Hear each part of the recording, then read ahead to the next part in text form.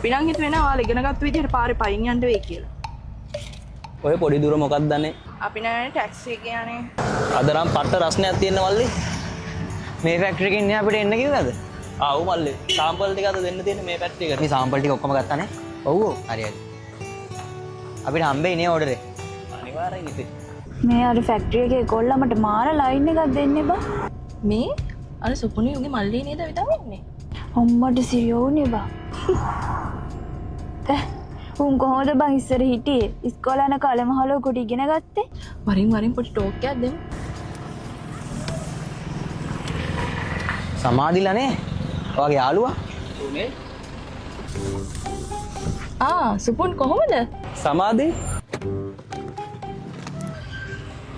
ඇයි මේ පයින්?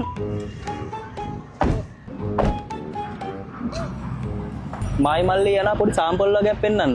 මොන සාම්පල්ද? නූල් පන්දු වල සාම්පල් වගේක් මේ කම්පැනි එකට දාන්න. මේ කම්පැනි එකේද?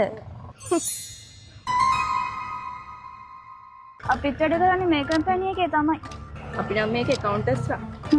ලොකු පෝස්ට් එකක්. අපි නම් හිතුවේ නෑ ඔයාලා ඉගෙනගත්තු විදිහට පාරේ පයින් යන්න වෙයි කියලා. ඔය පොඩි දුර මොකක්ද දන්නේ? අපි නෑනේ ටැක්සි එක යන්නේ.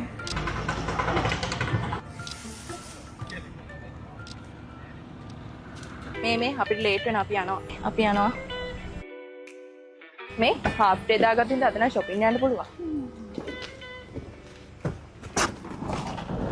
අයියෝ මේ 31 වාහනයක් නවත්තගෙන මේ බහින්නවලු බහින්න.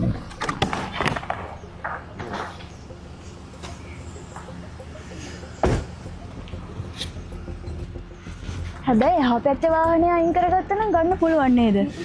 ඒක නම් පට්ට සල්ලිකාරයෙක්ගේ වාහනයක් වගේ.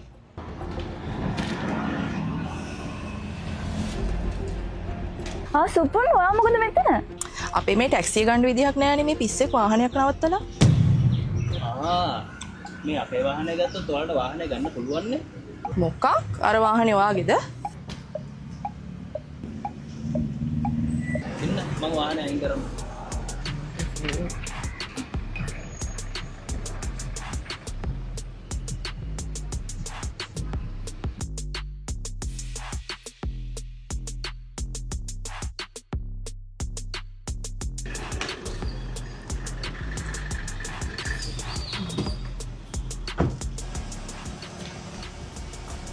සමාධි මම ඔන්න වාහනේ අයින් කරගත්තා. දැන් ඔයාලට ඔයාලගේ ටැක්සි එකේ යන්න පුළුවන්.